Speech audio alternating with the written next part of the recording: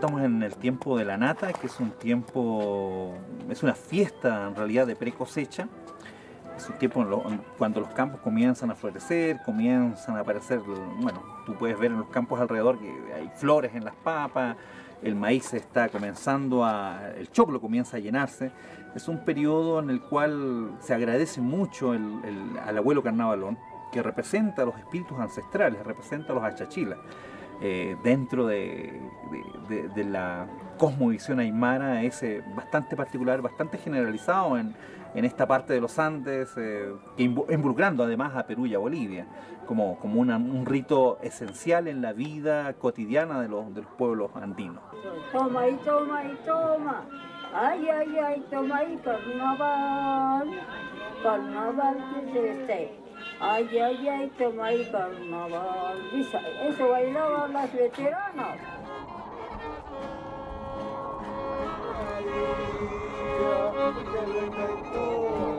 Ay, ay, ay, borrachos. El que lo inventó. Ay, ay, ay, borrachos. El que lo inventó. Ay, ay, ay, borrachos.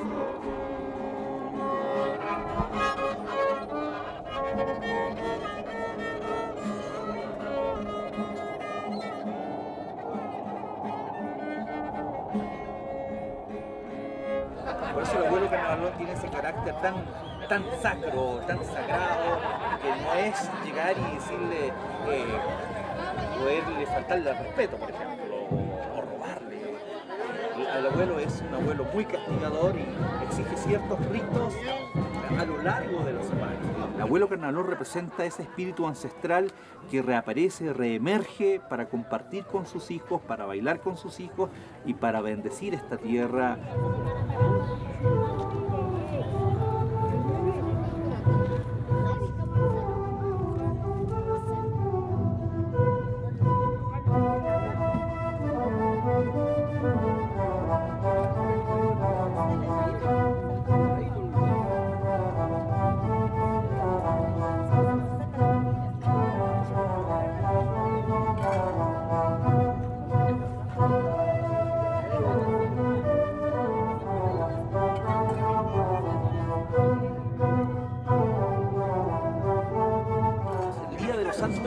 Ahí aparece el abuelo carnavalón en los ritos y que se expresan en lo concreto en los pueblos, en las comunidades, una semana antes del Domingo de Tentación. Y el Domingo de Tentación, el abuelo carnavalón viaja al otro mundo nuevamente, ese espíritu ancestral vuelve al otro mundo. Bueno, en el mundo prehispánico el abuelo carnavalón no existe. Quien existe es la momia. La momia ancestral que es sacada en procesión y que es llevada, digamos, a visitar a los distintos pueblos. En este caso Socoroma, debió haber alguna momia que salía en procesión en el tiempo de ritos de pre-cosecha, que es hoy lo llamamos carnaval.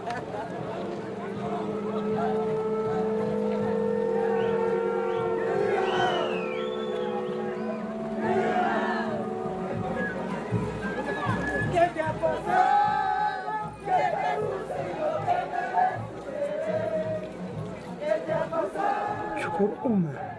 Chucuruma es en Aymara. Esas tierras en la parte, está corriendo el agüita, se pone como bolitas, está corriendo. Ese se llama Chucuruma, en Aymara Chucuruma, entonces han rectificado en castellano Socoroma. Putire, entonces le cambiaron el nombre Putre. Hay que darse la mano, camis con jama. Entonces él me ha contado, Gualique, quiere decir estoy güey. Cauquimarca, quiere decir de dónde pueblo, de qué parte. ¿Cuántos años tienes eso? En Aymara, que como estoy yo ahora, yo tengo 84, en Aymara se dice Quimsacalco, Pusitus Marane.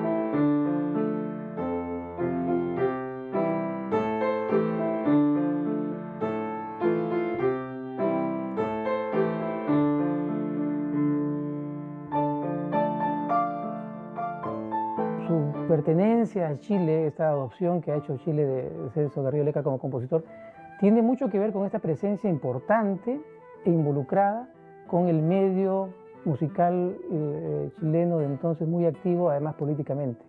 Hay una mirada a estas raíces culturales que nutren la subjetividad con la cual uno ha nacido y con la cual uno ha vivido permanentemente. Y en el caso de un compositor como Celso, además hay un interés por reconocerse en la música de un pueblo al cual de alguna manera pertenece, en este caso el pueblo americano, en este caso Aymara.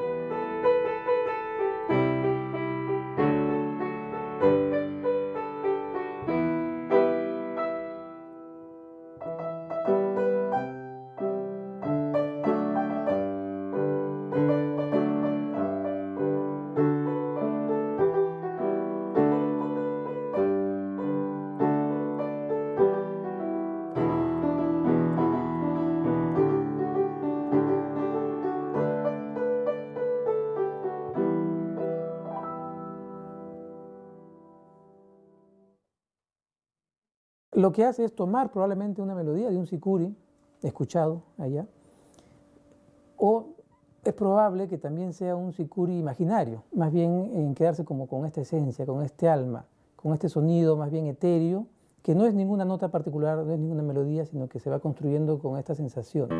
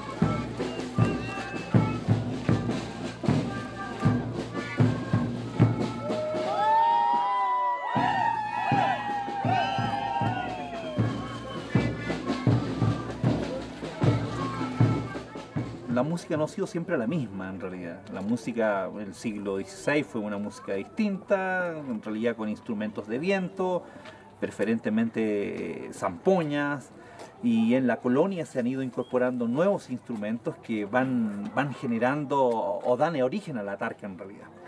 La tarca es un instrumento que representa mucho la identidad del altiplano y que se instala en Socoroma, digamos, los primeros 20 años del siglo XX. También la zampoña, también la guitarra, bandolina, el charango, también la tarca, ahora tocan el carnaval la tarcada más, ¿ves? En otra fiesta se toca la zampoña o traen banda instrumental.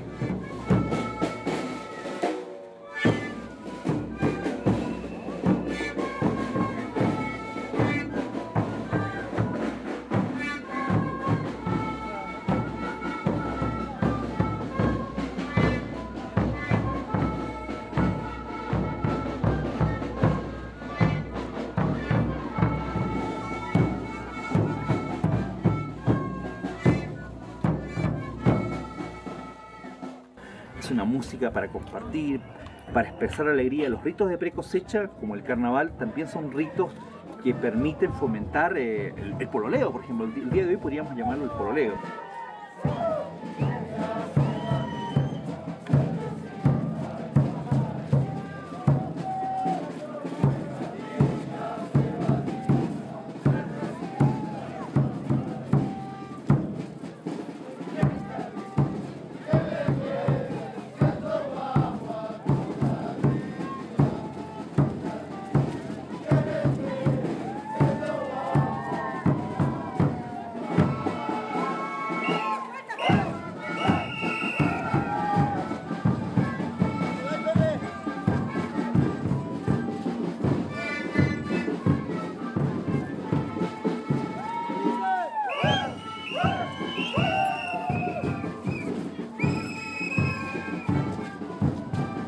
anteriormente, la música socoromeña es una música distinta, es una música de cuerdas, es una música de mandolina, de guitarra, de quena, muy involucrada con el patrón cultural que existe en el sur del Perú, en Arequipa. Ese es el contexto, digamos, de la música que se imite en tiempos de carnaval en esta zona. Como te decía, en los últimos 70, 80 años la Tarca comienza a ocupar un espacio siguiendo ese patrón, digamos, tan andino de influencia, de movilización de la cultura.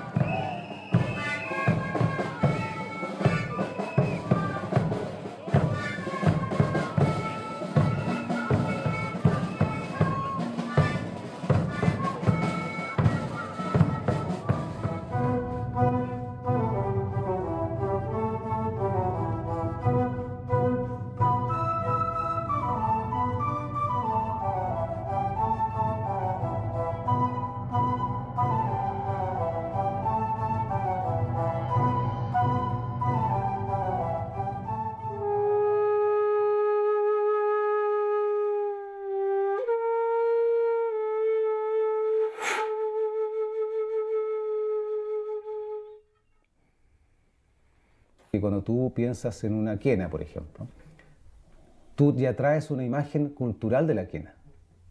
Entonces la restringes a un determinado circuito, a un determinado nicho, por último, ¿no? En donde ese sonido, por ejemplo, está validado para una red o una comunidad dada, ¿no? Entonces, si a ti se te invierte eso, tú dirías, bueno, pero es que este no es el instrumento que yo conozco. O, mejor dicho, de otra manera, fíjate, es que esa no es una quena, dices tú.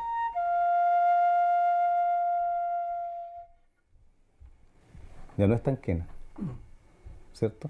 Y si dijera...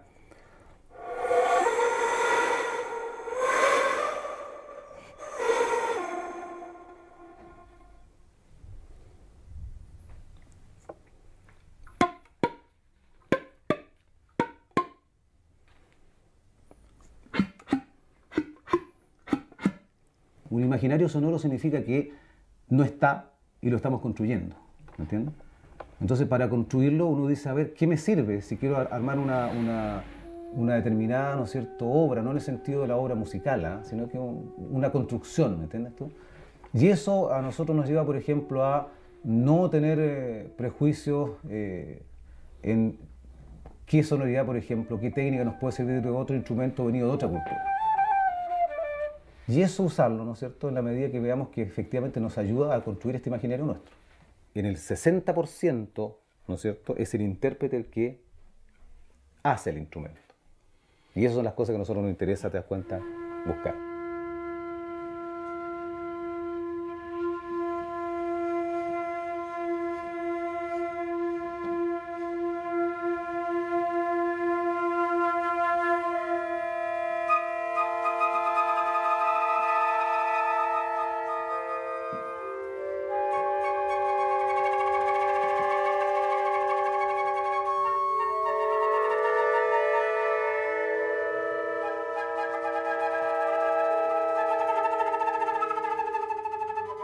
En el caso de esta obra de manifestaciones, ¿no es cierto?, de las músicas religiosas del norte de Chile.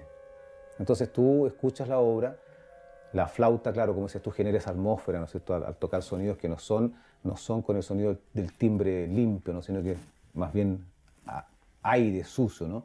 Y a eso, si tú le vas sumando, ¿no es cierto?, otras técnicas compositivas, y de repente aflora por ahí una citación textual de una, ¿cómo se llama?, de una comparsa de una fiesta en el norte.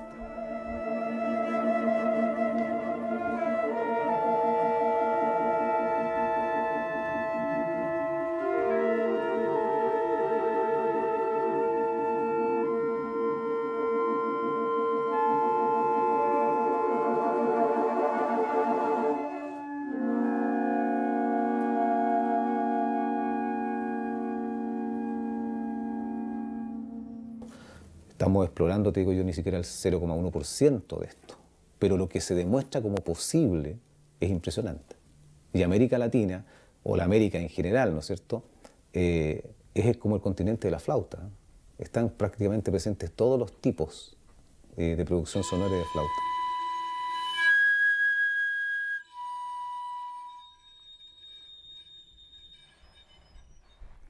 Tengo que dejarlo hasta ahí.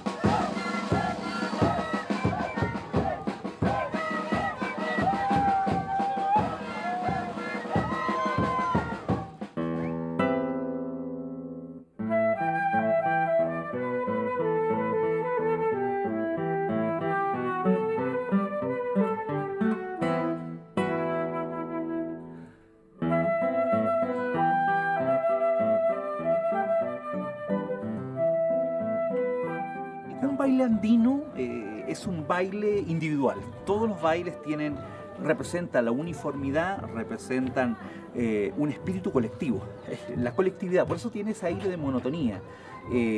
A diferencia de bailes que pueden ser en otras regiones de Chile, el tema de tener el mismo pensamiento, el tratar de dar el mismo paso, el tratar de alcanzar el mismo equilibrio, la misma armonía para poder trascender.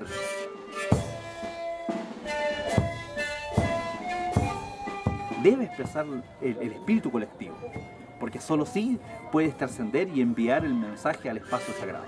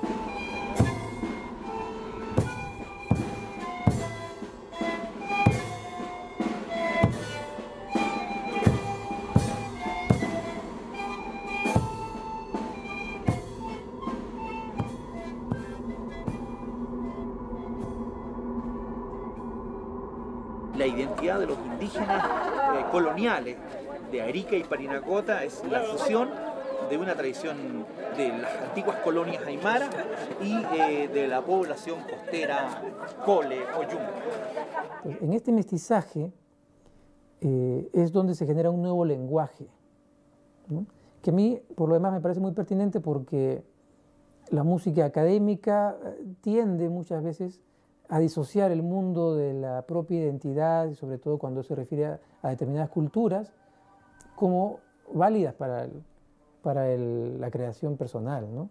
El desarrollo de la inteligencia local. Para decir, esta experiencia de tomar la etnomusicología como disciplina y herramienta de apoyo a la creación contemporánea es vital. ¿Por qué razón? Porque, a diferencia de Europa, ¿no es cierto?, o de Centro Europa, el caso de América vive principalmente en la oralidad y no en la escritura. Por lo tanto, los soportes donde quedan, ¿no es cierto?, estos registros no están en libro, no están en partitura. Con suerte quedan grabados, ¿no es cierto?, en discos o en cassette.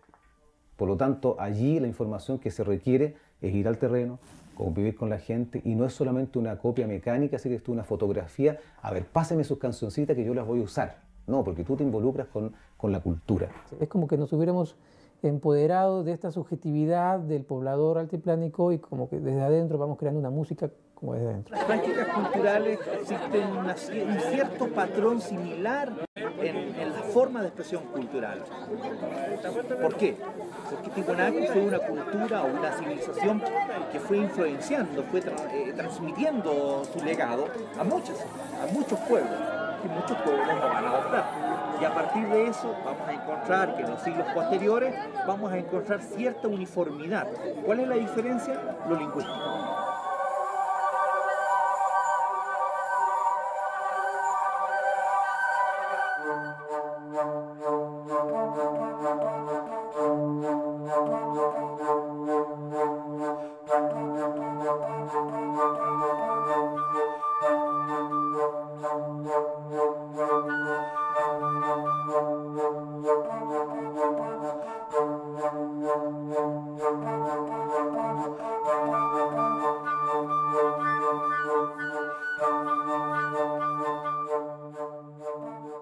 Músicas tradicionales de nuestro país, toma elementos de ellas, citaciones, creaciones, ¿no es cierto?, a partir de esas citaciones, de trabajo de terreno.